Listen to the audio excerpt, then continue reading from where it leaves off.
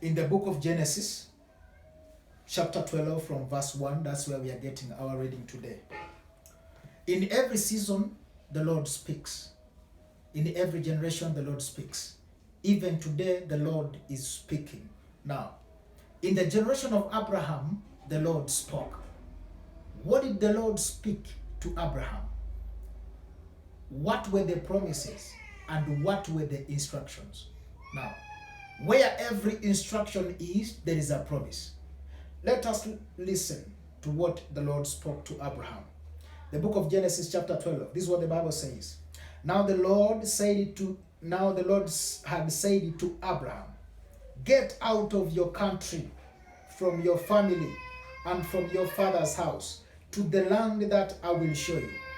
The Lord instructed Abraham to get out of his country, a country where he was born, a country where he grew from, a family where he was born, a family where he grew up from his father's house, to the land which I will show you. We instructed Abraham to get out of his country to the land where he will show you.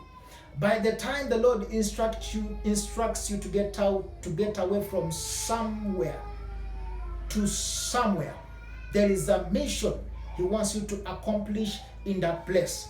It could be for your own good or for the good of the people in that place. Now, verse 2 says, I will make you a great nation. I will bless you and make your name great, and you shall be a blessing. I told you, when the Lord instructs you to move from somewhere to somewhere, he has a good plan for either for you or for the people where you're being sent. Now, Abraham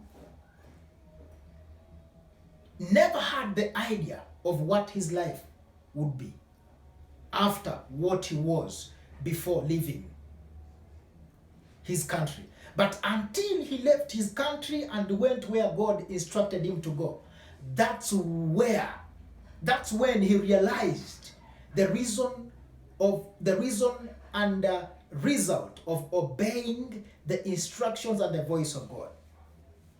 Maybe the Lord spoke to you and told you to leave the place where you are and go to a certain place where he would bless you, and you refused. You thought the little you're getting here was enough for you. You failed to heed the voice of God and missed out a bigger blessing.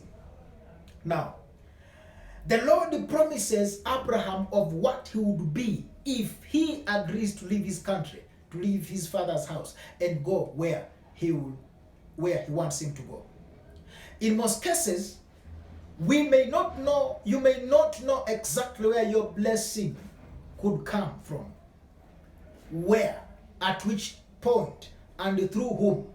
It is until you obey the voice of God, until you follow the voice of God, that is the only mapping line or guideline. The voice of God is the only guideline that will guide you to your greatness. Do you want to be blessed? Do you want to be exalted? Do you want your name to be great? Is there something you've pursued for a long time and you've not achieved? The reason could be you have not hearkened and obeyed to the voice of God. I told you, in every season God speaks. In every time God speaks to us in different ways and in different ways and in different areas. What you have to do is to open up your ear and listen to that voice and follow the instructions of that voice. Imagine if Abraham hadn't obeyed the voice of God, would he have received that great man? Would he be called the father of all believers, just like it is today? But today is called a father of all believers. He is the determinant of our faith. Abraham became a determinant of our faith because he obeyed the voice of God. Learn how to obey and follow the voice of God. You know, when you obey, you will follow. When you disobey, you will not follow.